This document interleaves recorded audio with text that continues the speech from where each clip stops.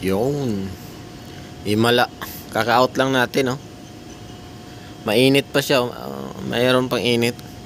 Babago-bago talaga yung klima dito. Kahapon sobrang lamig naman. Ngayon 5:10 na ng hapon, oh. 5:50 na nga, oh. Mainit pa rin, oh. Mainit pa rin siya kahit pa paano. Kahapon tanghaling tapat, ang lamig. Ngayon naman mainit. Ayan, oh. Yan. Hapon na 5:50 na ng hapon. Pero mainit pa rin. Yan. Yung tanglad nga dyan, oh. Yan natin, ha. Sa sobrang init, hindi ko diniligan, eh.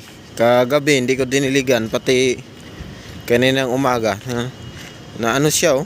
Parang nalanta. Yan, oh. Yan. Na ano siya, nagkulot. Ayan. Epekto ng init. Ang lakas ng init ngayon. Tapos yung mga sinidling kong sili, oh. Maraming naglitawan, oh. Ayan, oh. Maraming naglilitawan. Kasi babaguhin ko to. Matigas na kasi yung lupa. Pagka nabuhay ito, nabuhay na yung tinanim ko. Ayan. Para pag tayo manok, hindi na tayo bibili. Ito lang yung pina-priority ko, eh. Yan, oh. Oh, may tanim tayo, no. At least tanggal stress din tayo. May isda rin dyan, oh. Yan, may isda rin tayo dito, oh. Si kuya. Yan. So unti-untiin lang natin kasi sinubukan ko yung mga lupa, eh. Ayan, oh.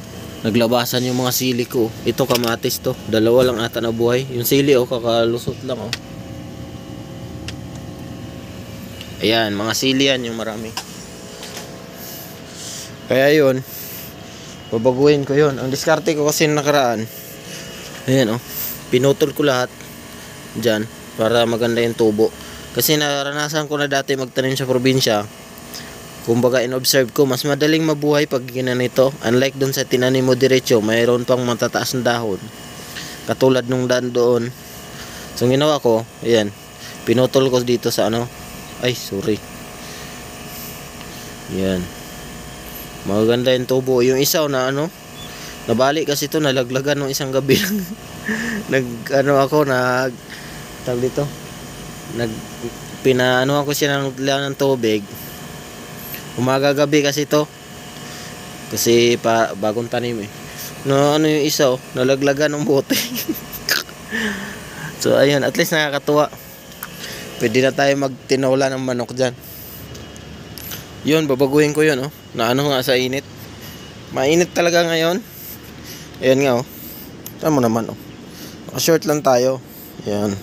Naka-out ko lang. Alas 5. So 8 to 5 yung pasok natin. Ayan. Dito muna tayo sa labas tambay kasi tulog pa yung panggabi. Hindi muna natin istorbohin kasi doon kasi sila, oh, yung bukas. Yan, second floor. Diyan yung may panggabi. Kasi yung makina dyan, weekly lang pinapatay. Gawa ng kailangan 24 hours a day, 5 days a week. Kasi nga yung mga makina, kung familiar sa mga makina na yun bang matagal buhayin, yung mag-start up matagal. So ganun, kaya nilagyan nila ng panggabi dyan. Nandyan yung mga tatlong Pinoy. Kami doon, 2. Ay, nga kami. Kasi ako nasa Maleta ako ngayon. Nag-training kami sa Maleta kasi binubuhay ulit. So then doon sa helmetan yung isa ko namang kasamahan na Pinoy. So nahiwalay kami.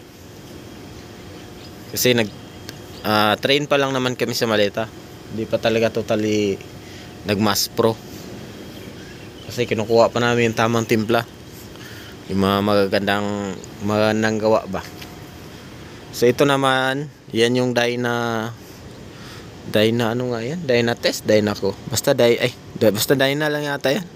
Yan. Yung hiring nakaraan. Yan yun. So dito, post office yun pala, post office. So dito, yan, yung workforce, anong tawag niya nila dito? Parang mga, nila dito, dole ba? Ayan yung boss namin, oh. Ayan. Yan si boss, oh. Ayan, pa-out na yan si boss. Ayan, oh.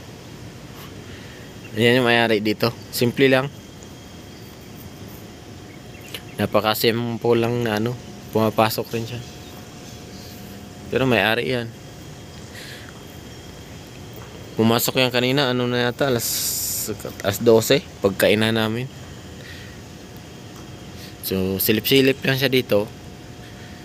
Pero meron yung table dun sa taas. Working din yan. So, ganun talaga may-ari dito. Yan yung laupan. O yung big boss. Ganun lang sila kasimple. Masipag bate. Miren mo, ganyan-ganyan lang yan, no? Tapos, ang dami niyang, ano, mga warehouse sa Taipei pa lang, 4. Diba? Tapos, meron pang mga nagbebenta ng ibang product na hindi kasing hindi company niya. Yung, sila lang yung nagbebenta ng product dito. So, ganun talaga siya ka, ano? Ganun ka humble.